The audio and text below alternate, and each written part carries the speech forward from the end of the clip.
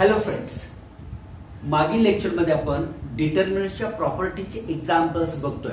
बरोबर. लास्ट लेक्चरला आपण काही एक्झाम्पल्स बघितले आणि काही एक्झाम्पल्स तुम्हाला मी होमवर्कला दिलेले आहेत. बरोबर. एक 5 एक्झाम्पल्स तुम्हाला होमवर्कला दिले होते. मला वाटतं सगळ्यांनी ते एक्झाम्पल सोडवले असतील. आणि बघा, सगळ्या एक्झाम्पल्सचं आन्सर 0च येणार आहे हेही मी तुम्हाला सांगितलं होतं लास्ट लेक्चरला. बरोबर ना. तर आज काय करणार आहोत, त्या स्टेपचे आणखी काही एक्झाम्पल्स आहेत जे आज आपण सॉल्व्ह करूया. बघा, लास्ट लेक्चरच्या एक्झाम्पल्स मध्ये तुम्हाला फक्त 1 ते 2 ट्रान्सफॉर्मेशन नंतर किंवा 1 ते 2 ऑपरेशन नंतर तुम्हाला आन्सर मिळत होतं. मात्र इथं काही एक्झाम्पल्स आहेत. आता त्यातले पहिले एक्झाम्पल थोडंसं सिंपल आहे, त्याच्यापेक्षा पुढचे एक्झाम्पल्स थोडीशी वेगळे असणार आहेत ज्यामध्ये तुम्हाला मॅक्झिमम ट्रान्सफॉर्मेशन यूज करायचे. बरोबर. तर बघा, आता हे एक्झाम्पल सॉल्व्ह करायचा क्वेश्चन असा आहे, विदाउट एक्सपांडिंग इव्हॅल्युएट. म्हणजे या ठिकाणी तुम्हाला या डिटर्मिनंटचं एक्सपान्शन न करता तुम्हाला इथं काय करायचं आहे, using properties of determinant we wants to find value of this determinant. लक्षात घ्या, कधी कधी तुम्हाला विदाउट एक्सपांडिंग शो दॅट असे सुद्धा एक्झाम्पल्स विचारले जातात. बरोबर ना. तर आता मग हे एक्झाम्पल आपण सॉल्व्ह करूया. बघा, याचं आन्सर मी सांगतो या ठिकाणी. गिवन म्हणतो मी सुरुवातीला. Given as D is equals to दिलेला डिटर्मिनंट मी या ठिकाणी लिहितोय 2 7 65 3 8 75 नंतर 5 9 आणि 86 आहे. बरोबर ना. हा डिटर्मिनंट आहे. आता मग जेव्हा तुम्हाला या टाइपचा डिटर्मिनंट दिलेला असेल तेव्हा तुम्ही विचार करायचा की रो मध्ये काही इंटररिलेशन आपल्याला लावता येईल का. आता रो मध्ये जर विचार केला, बघा तुम्ही असं विचार करा, समजा R2 मधून R1 मायनस केलं तर इथं 1 येतं, इथं 1 येतं, मात्र इथं 10 येतं. नंतर समजा याच्यातून R1 मायनस केला तर इथं 3 येतं, इथं 2 येतं, इथं 21 येतं. बरोबर. म्हणजे सगळे नंबर्स वेगवेगळे येतात. म्हणजे रो वरती तुम्ही जर ट्रान्सफॉर्मेशन केला तर काही तुम्हाला फायदा होणार नाहीये, म्हणजे ट्रान्सफॉर्मेशन वाढतच जाणार आहे. बरोबर. मग त्यापेक्षा आपण असा विचार करूया, instead of row we use the columns. आता मग कॉलम्स मध्ये विचार करा. बघा 2 3 5 आहे. आता 2 3 5 ला समजा मल्टिप्लाय केलं सम कॉन्स्टंटनी आणि तो जर मी या थर्ड कॉलम मधून सबस्ट्रॅक्ट केला किंवा थर्ड कॉलम मध्ये ऍड केला तर काय लॉजिक लावता येते का. बघा, समजा मी फर्स्ट कॉलम आहे त्यापेक्षा मग मी सरळ काय करतोय, सेकंड कॉलमचं मला बरं पडेल. काय करूया बघा, इथं सेकंड कॉलम समजा मी याला म्हणजे 65 च्या जवळपास 7 9 जा किती 63 येतं. बरोबर ना. त्याच्यानंतर 8 9 जा 72 येतं, नंतर 9 9 जा 81 येतं. बरोबर. मग मी काय करू शकतोय, येणारे जे नंबर्स आहेत ते मी थर्ड कॉलम मधून सबस्ट्रॅक्ट करू शकतोय. बरोबर. मग काय करूया आता या ठिकाणी बघा, यस C3 मध्ये आपल्याला बदल करायचा आहे. तर C3 मायनस 9C2 लक्षात आलं का. बघा, म्हणजे थर्ड कॉलम मधून आपल्याला सेकंड कॉलमला अगोदर तुम्हाला काय करायचं आहे, 9 न मल्टिप्लाय करायचं आहे आणि येणारा जो कॉलम असणार आहे नवीन कॉलम तो तुम्हाला थर्ड कॉलम मधून सबस्ट्रॅक्ट करायचा आहे. तर करूया मग. बघा, मग D इज इक्विव्हॅलन्स टू किंवा इक्वल्स टू म्हणूया आपण. आता इथं C3 मायनस 9C2 तुम्ही केलेलं आहे. बरोबर ना. तर हे तुम्ही असेही लिहू शकता. बरं का, C3 मध्ये बदल करायचा आहे तुम्हाला. C3 वरती तुम्हाला ट्रान्सफॉर्मेशन जे काय आहे ते ऑपरेट करायचं थर्ड कॉलम वरती. तर कोणतं ऑपरेशन तुम्हाला त्या ठिकाणी अप्लाय करायचं आहे, C3 मायनस 9C2. मग बघा, इथं बदल कुठं होणार आहे, थर्ड कॉलम मध्ये चेंजेस होणार आहेत. मग first and second column as it is, म्हणजे पहिला आणि दुसरा कॉलम सेम आहे. तर बघा मग काय येणार आहे, 2 3 5 7 8 9. बरोबर. आणि बघा मग आता सेकंड कॉलमच्या प्रत्येक इलेमेंटला तुम्हाला 9 न मल्टिप्लाय करायचं आहे आणि येणारे करस्पॉन्डिंग जे काही इलेमेंट्स आहेत ते तुम्हाला थर्ड कॉलमच्या करस्पॉन्डिंग इलेमेंट्स मधून मायनस म्हणजे सबस्ट्रॅक्ट करायचे. बरोबर. तर बघा, मग मी काय करतो आता, 9 into 7 दॅट इज 63. मग 63 तुम्ही काय करणार, 65 मधून मायनस केला तर किती येतो बघा, दॅट इज 2. 65 मायनस 63. बरोबर. 9 ना आपण सेकंड कॉलमच्या प्रत्येक एलिमेंटला मल्टिप्लाय करतोय येणारा नंबर आपण थर्ड कॉलम मधून सबस्ट्रॅक्ट करतोय, बरोबर. आणि बघा आता मग त्याच्यानंतर 9 8 जार 72, 75 मायनस 72 दॅट इज अ 3, बरोबर. आणि त्याच्यानंतर मग बघा 9 9 जार 81, 86 मायनस 81 दॅट इज अ 5.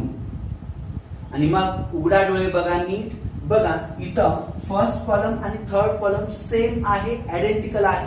आणि मग आपल्याला प्रॉपर्टी माहित आहे, जर दिलेल्या डिटर्मिनंट मध्ये कोणतेही 2 रो किंवा कोणतेही 2 कॉलम जर आयडेंटिकल असतील तर त्या डिटर्मिनंटची व्हॅल्यू काय येते, 0 येते. मग बघा इथं फर्स्ट आणि थर्ड कॉलम हे दोन्ही कॉलम्स कसे आहेत, आयडेंटिकल आहेत. मग मी इथं म्हणतो as first and third columns are identical, as first and third column are identical, therefore value of the determinant is 0. आणि बघा मग दिलेला जो डिटर्मिनंट आहे त्या डिटर्मिनंटची without expanding we get value, आणि ती व्हॅल्यू किती आलेली आहे, 0. लक्षात घ्या, जेव्हा जेव्हा तुम्हाला विदाउट एक्सपांडिंग असा प्रश्न विचारला जाईल त्या वेळेस बाळांनो तुम्हाला त्या ठिकाणी डिटर्मिनंटच्या प्रॉपर्टीज यूज करायचे आहेत, आणि युजिंग दॅट प्रॉपर्टीज तुम्हाला ती एक्झाम्पल सॉल्व्ह करायची आहे. तर आता सर्वांना इथं बघा लक्षात आलं का, इथं आपण पहिली प्रॉपर्टी म्हणजे कोणती यूज केली बघा, तर एखाद्या कॉलमला नॉन झिरो कॉन्स्टंटने मल्टिप्लाय केलं आणि तो येणारा कॉलम दुसऱ्या एखाद्या कॉलम मध्ये तुम्ही ऍड केलं किंवा सबस्ट्रॅक्ट केला, म्हणजे इथं आपण सबस्ट्रॅक्शन केलेलं आहे. आणि त्याच्यानंतर 2 आयडेंटिकल कॉलम्स असतील तर त्या डिटर्मिनंटची व्हॅल्यू काय येते, 0 येते.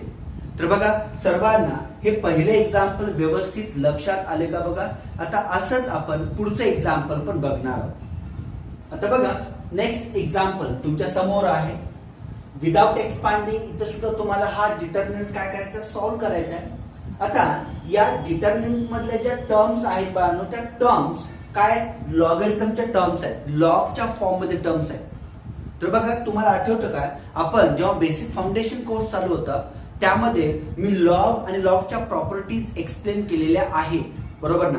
पण त्यात काही जण अब्सेंट होते किंवा काही जणांचं न्यू ऍडमिशन्स आहे, त्यामुळं मी काय करतोय बघा, हा जो लॉग आहे त्या लॉगची थोडीशी थेअरी मी या ठिकाणी एक्सप्लेन करतोय आणि त्याच्या प्रॉपर्टीज पण मी तुम्हाला या ठिकाणी सांगतोय. तर बघा सुरुवातीला इथं आपल्याला काय करायचं आहे, आपण a raised to x is equals to y म्हणतोय.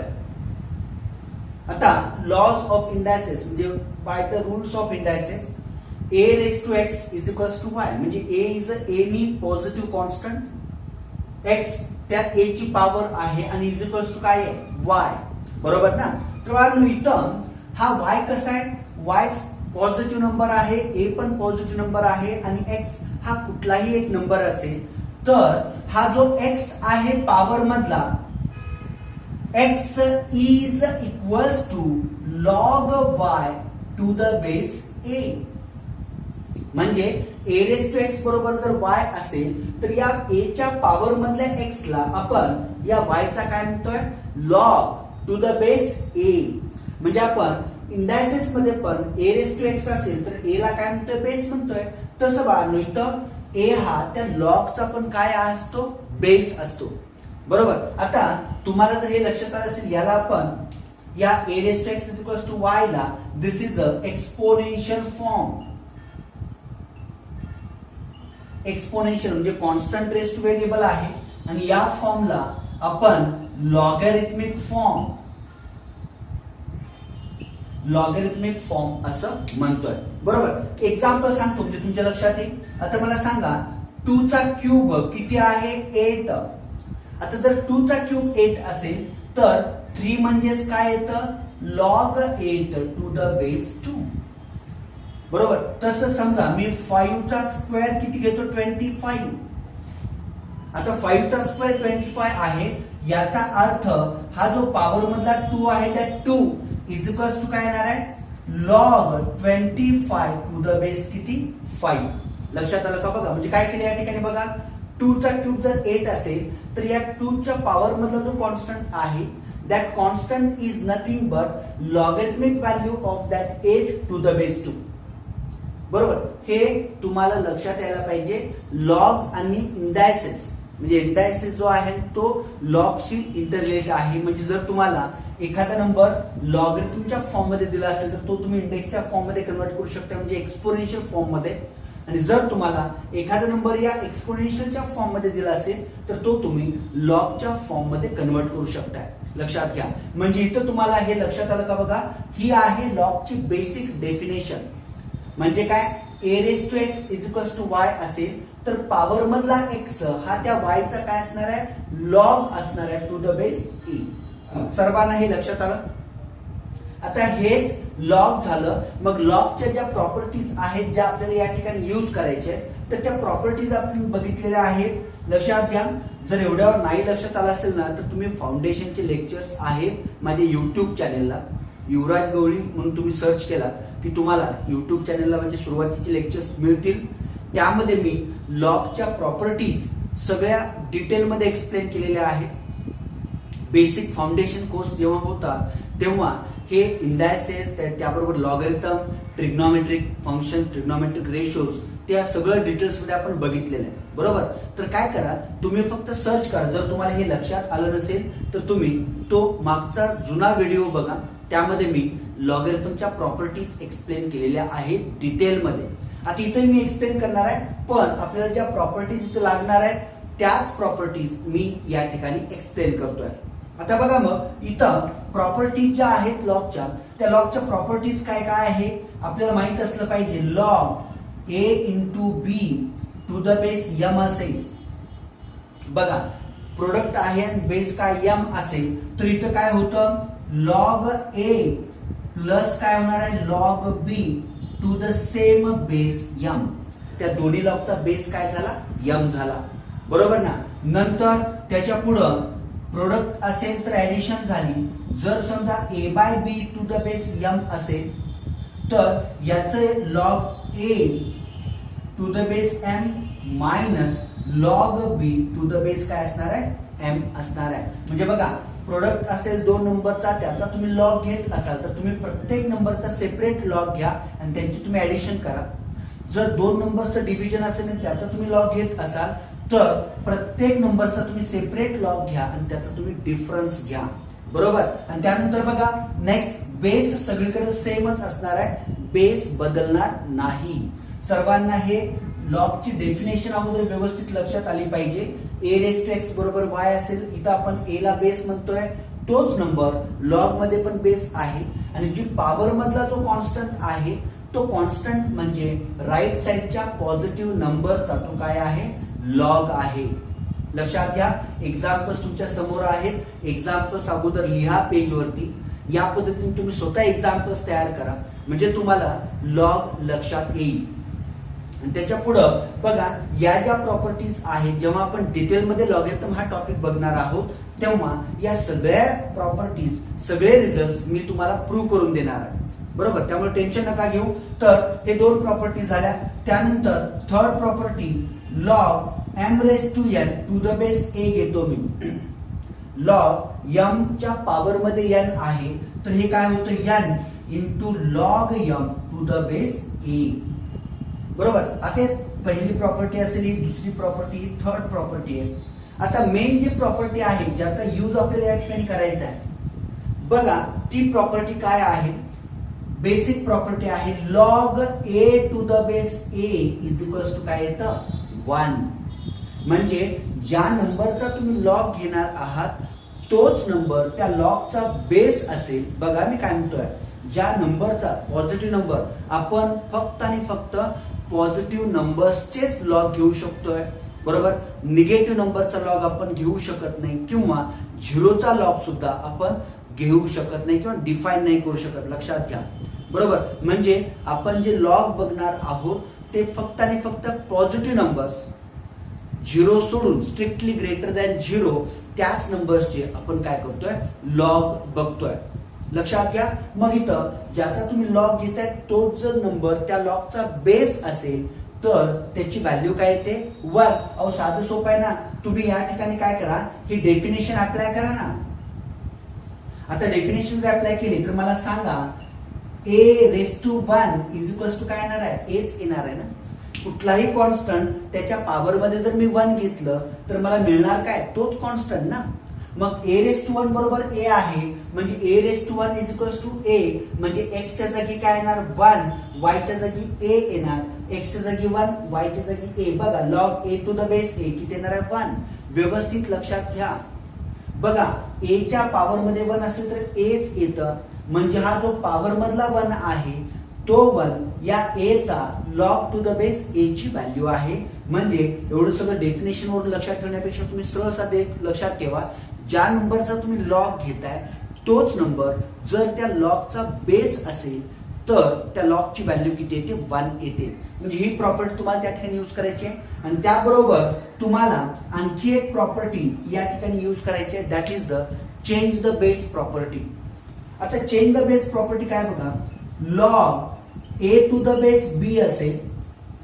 बघा मी काय म्हणतोय, log A to the base B असेल. आता या लॉग मध्ये बी हा काय आहे, B is the base of logarithm, बरोबर. मग तुम्हाला या ठिकाणी बेस चेंज करायचा आहे, तर हे तुम्ही असं लिहू शकता, लॉग ए डिवाइड बाय किती, log B to the same base.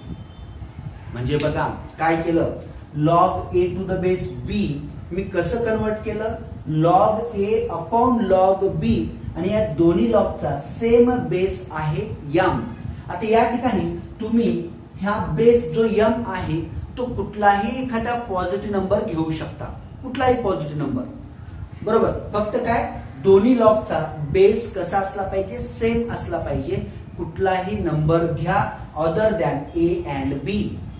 ए आणि बी सोडून तुम्ही कुठलेही नंबर्स तिथं सेम नंबर्स, इथं यम घेतला तर डिनॉमिनेटर मध्ये पण यम, लॉगचा बेस यमच असला पाहिजे.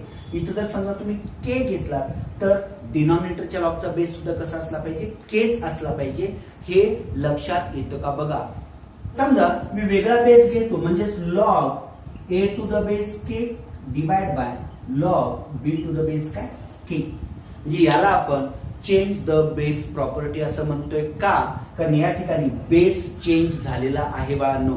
तर मला सांगा मग सर्वांना या थोड्या प्रॉपर्टीज लक्षात आलेल्या आहेत का बघा. सगळ्यात पहिला लॉगची डेफिनेशन समजायला पाहिजे. ए रेस टू एक्स बरोबर वाय असेल तर हा पॉवर मधला एक्स म्हणजे या वायचा काय आहे, लॉग आहे टू द बेस ए.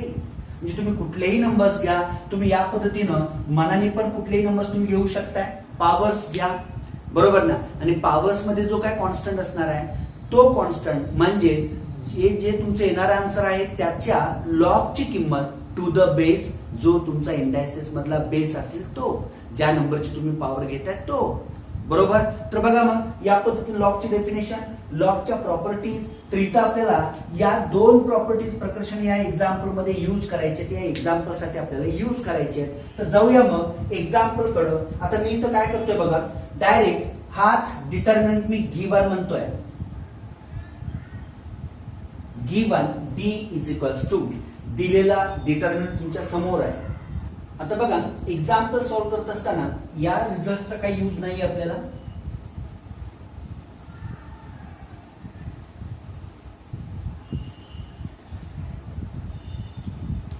आपल्याला ज्या काही प्रॉपर्टीज यूज करायच्या आहेत त्या या दोन प्रॉपर्टीज आपल्याला यूज करायचे, त्यामुळे या दोन प्रॉपर्टीज मी तर तशाच ठेवलेल्या आहेत. तर बघा मग एक्झाम्पल कडे जाऊया. याच्यात जर तुम्ही व्यवस्थित बघितला तर तुमच्या लक्षात येईल, पहिला कॉलम बघा किंवा फर्स्ट रो बघा, काहीतरी कॉन्स्टंट आहे, काहीतरी फिक्स आहे.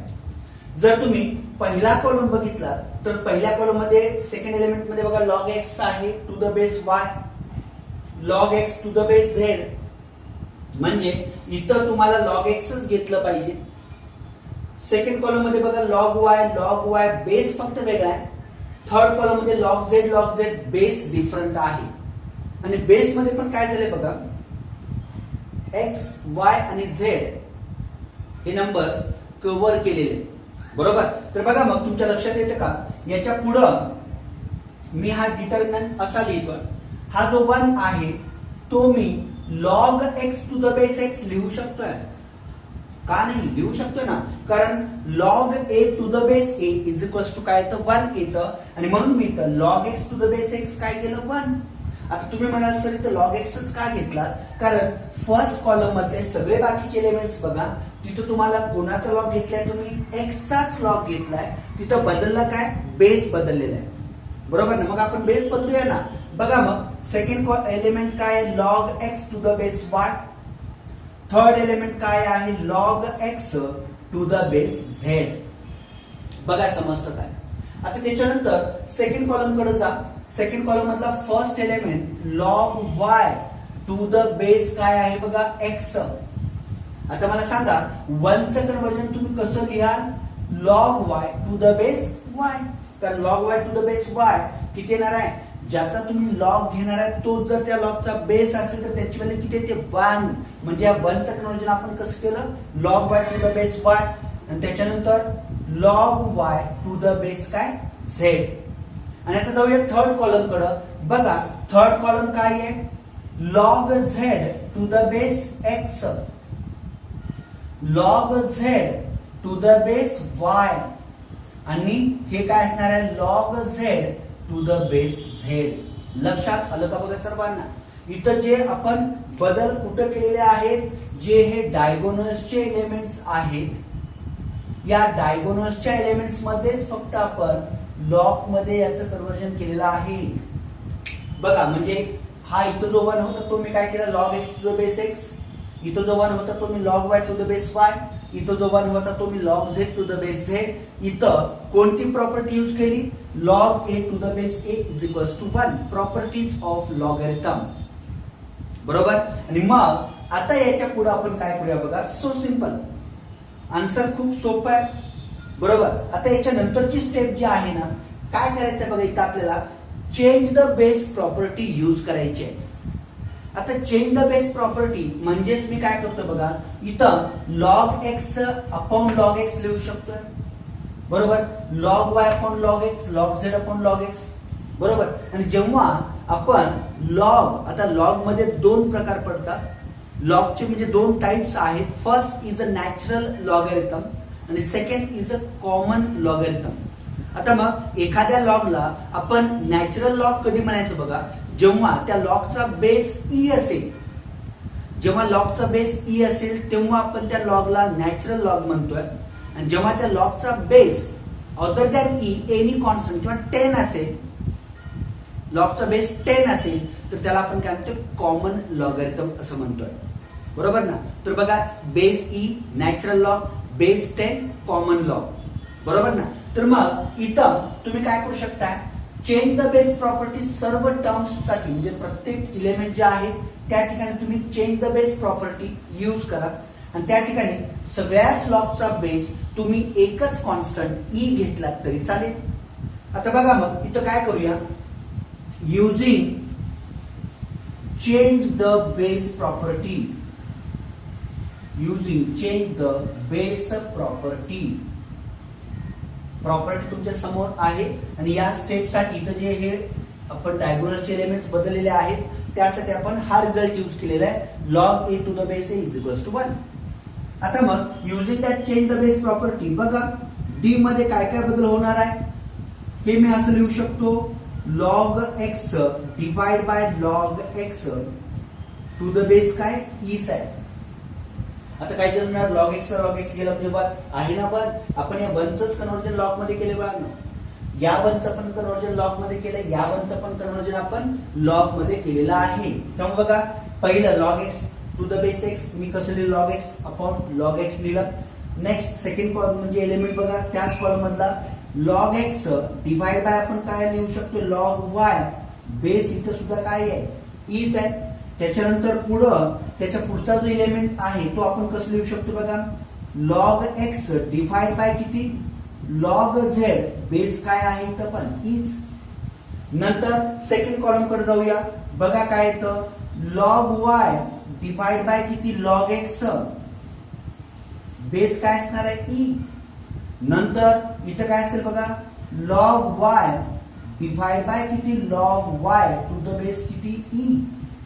आणि थर्ड बघा एलिमेंट काय आहे तिथं, लॉग वाय डिवाइड बाय किती, लॉग झेड. आणि इथं पण बेस काय बघा ई आहे. बरोबर. नंतर थर्ड कॉलम कडे जा. किती येतं बघा, log Z divide by log X to the base काय ई. नंतर पुढे बघा, लॉग झेड डिवाइड बाय किती येणार, लॉग वाय बेस काय असणार आहे ई. आणि थर्ड जो एलिमेंट आहे थर्ड कॉलमचा, log Z divide by log Z, इथं बेस काय असणार आहे ई. हा झाला तुमचा determinant by using change the base property. इथं मी सगळ्या लॉगचा बेस एकच कॉमन घेतला ई, कारण का आपल्याला कॅल्क्युलेशनला ते सोपं पडावं म्हणून. बरोबर, सर्वांना हे लक्षात आलं का बघा व्यवस्थित. त्याच्या पुढं खूप सोपी स्टेप आहे मुलांनो. तुम्हाला आठवतं का बघा, एखाद्या रो मध्ये किंवा एखाद्या कॉलम मध्ये एखादा कॉमन एलिमेंट असेल तर तो आपण कॉमन घेऊ शकतोय. बरोबर, मी काय करतो बघा, from first row 1 by log X 1 by log X 1 by log X common घेतो. From second row 1 by log Y 1 by log Y 1 by log Y common घेतो. आणि from third row 1 by log Z common घेतोय मी. बरोबर, तर बघा मग मी इथं म्हणतो फ्रॉम R1, मी इथं लिहितो फ्रॉम R1. बघा आपल्याला काय घ्यायचंय, 1 by log X to the base E काय करायचंय, कॉमन घ्यायचंय. बरोबर, नंतर फ्रॉम R2 काय करायचंय बघा, 1 divided by log Y to the base E common घ्यायचंय. आणि from R3 1 divided by log Z to the base E आपल्याला काय करायचं बघा, कॉमन घ्यायचं आहे. लक्षात आलं का बघा. म्हणजे फर्स्ट रो मधून 1 बाय लॉग एक्स आपल्याला कॉमन घ्यायचं आहे.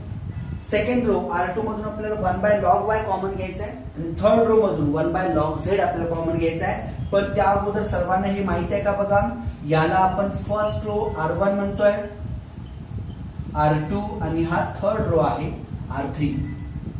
बघा लक्षात येतं का. मग या जर टर्म्स मी तर कॉमन घेतल्या तर काय मिळतं बघा आपल्याला, what remains, yes D is equals to, व्यवस्थित लक्ष द्या, 1 by log X 1 by log 1 by log Z जर मी कॉमन घेतलं तर इथं डी इज इक्वल्स टू मी असं लिहितो 1 डिवायडेड बाय लॉग एक्स आहे, 1 डिवायडेड बाय लॉग वाय आहे, 1 divided by log Z to the base E to the base E आणि टू द बेस ई आहेच.